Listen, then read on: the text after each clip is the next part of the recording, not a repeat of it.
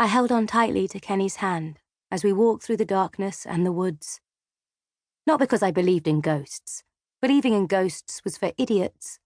For people like Kenny's mother, who spent her days in front of the TV watching pathetic shows about so-called mediums, searching through old houses looking for spirits that didn't exist. Still, the fact remained that almost everybody I knew had heard the sound of a baby's cry near the cairn, a sort of prolonged, mournful whimpering. They called it the ghost child, and even if I didn't believe in spirits and other stupid things like that, why risk it? So, I've never been out here alone after dark. I looked up at the sharp tops of the spruces. The trees were so high they almost hid the sky, and the bright, round, milky moon. Kenny pulled me forward by the hand. I could hear beer bottles in the plastic bag clinking, and smell his cigarette, and the moist soil, and the rotting leaves. Just a few meters behind us, Anders lumbered along through the underbrush, whistling a song I recognized from the radio. "Come on, Marlin!" Kenny jerked me by the hand. "What?"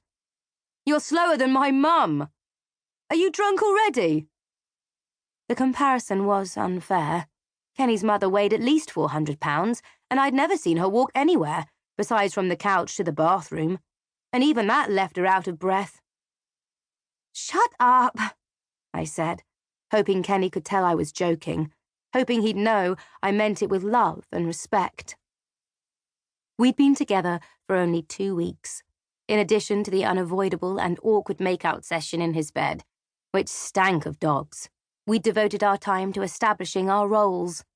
Him, dominant, funny, sometimes at my expense, and at times overcome by a precocious, self-centered melancholy. Me, admiring, pliable, usually at my own expense, and generously supportive when he was depressed. The love I felt for Kenny was so intense, unreflective, and, of course, physical, that it sometimes left me completely exhausted. Still, I didn't want to leave his side for a second, as if I were afraid he'd turn out to be a dream, a sweet figment of my imagination that my yearning teenage heart had somehow cobbled together. The pine trees around us seemed ancient, soft pillows of moss spread out around their roots, and a grey beard of lichens grew from the thick branches closest to the ground. Somewhere in the distance, a twig snapped. "What was that?" I asked, perhaps a little bit too shrilly. "That's the ghost child," Anders said in a dramatic voice somewhere behind me. "It's here to take you away." He howled the last. "Damn it, don't scare her," Kenny hissed, overcome by a sudden and unexpected urge to protect me.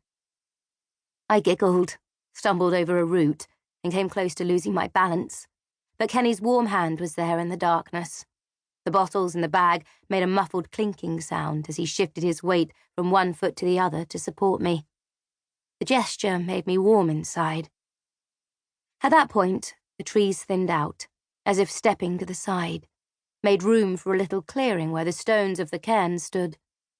The stones resembled an enormous, stranded whale under the moonlight, overgrown by thick mosses and small ferns that swayed gently in the breeze. Beyond the clearing, the rest of Orm Mountain's dark silhouette rose toward the night sky. "Ugh," I said. "Why could we not just go to somebody's house and drink beer there instead? Do we really have to sit in the woods? It's freezing out here." "I'll keep you warm," Kenny said with a grin. He drew me so close I could smell the beer and snuff on his breath. Part of me wanted to turn my face away, but I stood still and met his eyes because that's what was expected of me. Anders just whistled, sat down on one of the large, round stones and reached for a beer, then lit a cigarette and said, "I thought you wanted to hear the ghost child." "There's no such thing as ghosts," I said, and sat down on a smaller rock. "Only idiots believe in ghosts." "Half of Ormberg believes in the ghost child," Anders countered, then cracked a beer and took a swig. "Exactly," I replied.